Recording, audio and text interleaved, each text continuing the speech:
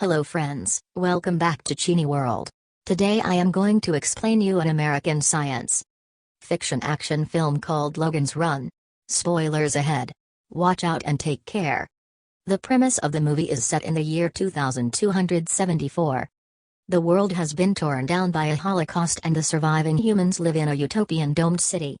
The city inhabits an idyllic society where there is little to no work and people are free to pursue all of the pleasures of life. The residents of the city are governed by computerized servo mechanisms and there are no human leaders. The computer takes care of all aspects of life, including reproduction, as no humans are allowed to reproduce sexually.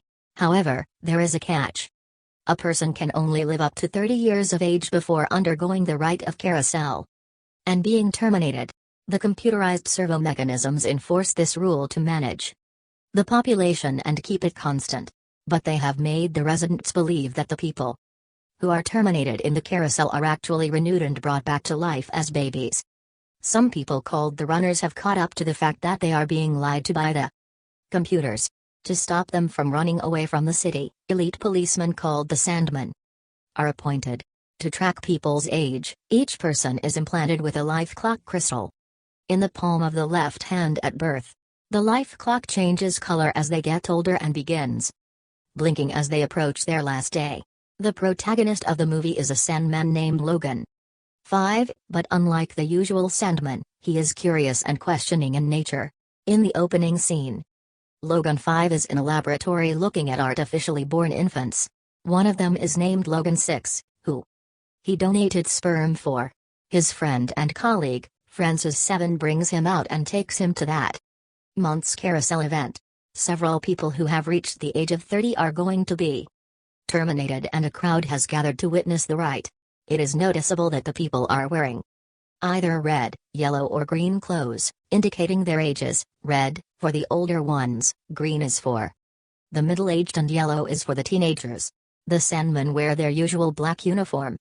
At the beginning of the ceremony, some masked people in white gowns are brought to the arena and circled around a giant lotus. Following that, the platform they are on begins to move around, creating a zero-gravity zone. The masked people float in the air and are killed one after another as the crowd cheers.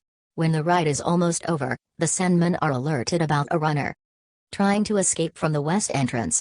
They chase him across the facility and eventually shoot him off a balcony. Logan 5 scans the man's face and does a quick identity check. Before leaving, he confiscates the runner's belongings that include a small metal ankh. The abandoned dead body is then vaporized by a modern device. Logan 5 is confused why the man didn't renew instead of trying to run away, but his friend Francis 7 dismisses it. The Sandmen are given lavish apartments and are considered the elites of the new society. Logan 7 is in his apartment drinking at the end of the day. By pressing a button, he summons a girl for his pleasure. The girl is named Jessica 6 and is fascinated by Logan's apartment. He gets her to the sofa and tries to kiss her, but Jessica rejects him. She doesn't want to get close to him because she is grieving the death of a friend who was terminated that day. Logan dismisses her concerns, stating that her friend was just renewed, but Jessica scoffs at the comment, claiming that carousels are deaths, not renewals. Logan gets suspicious of her being a runner and inquires about her age. Jessica quickly proves that she is young by showing him her life clock that hasn't turned red yet. They are interrupted by Francis, who arrives with two girls in his arms. Looking to have fun, Jessica quickly rushes out of the apartment saying that she shouldn't have been summoned.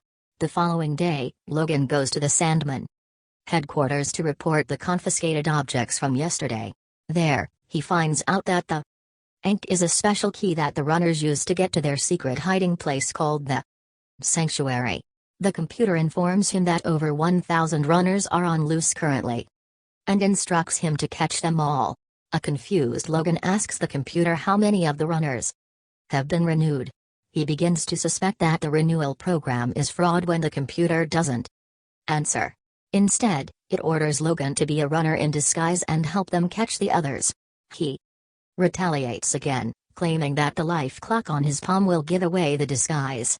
To his surprise, the computer removes his remaining 4 years of life so people would believe he is a runner. Logan protests, but it goes in vain because the computer turns itself off. Now he only has some days to live and a mission in his hands. He returns home and summons Jessica again. Believing that she knows something about running, he tells her he has only some days to live and shows her the ankh that is identical to the one she is wearing around her neck. Jessica accuses him of killing a runner for the ankh and storms out, believing that Logan is setting up some kind of trap. It is revealed that she is a part of the runner group herself when she tells her friends that Logan knows about the sanctuary. They order Jessica to finish Logan once and for all. She brings Logan down to the arcade, but before she can kill him, he is informed of another runner. They two get into a vehicle and chase the runner. They end up in an area filled with cubs. People who are deemed unfit to live in the main complex because of their wild nature. The cubs circle the two, intending to rob and kill them. But Logan uses his weapon to chase them away.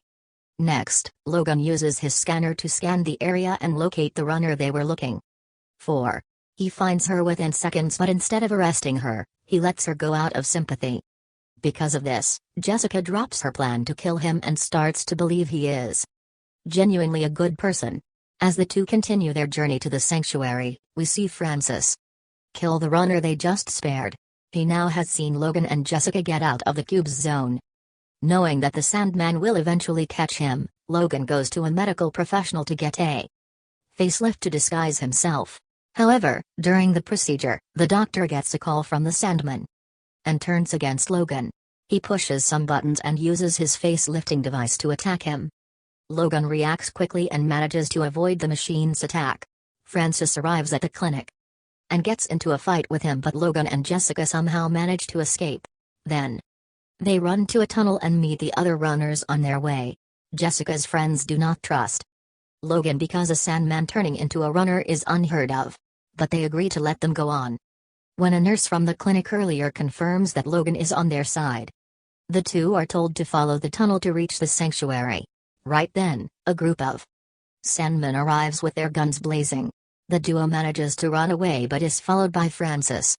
They eventually reach a door that requires the ankh to open it. Jessica tries to get hers from her necklace, but it falls into the water and gets lost.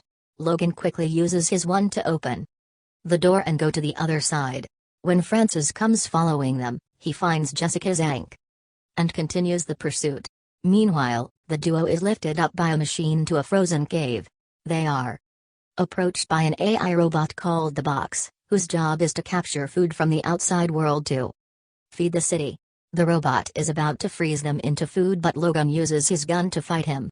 Eventually, the cave starts to fall apart and the two run into the outside world. They are mesmerized by the beautiful scenery in front of them. They have been so brainwashed by the computers that they don't even know what the sun is and call it a hot ball. After walking for a while, they sit down to take a rest, unknown that Francis has followed them outside as well. The next day, Jessica and Logan are tired of walking and are still looking for the sanctuary. They eventually reach a pond and decide to take a swim. Jessica finally gives in to Logan's efforts, and the two make out.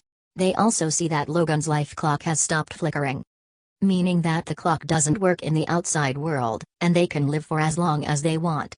Later that day, they notice a tower and happily approach it, thinking it is the sanctuary.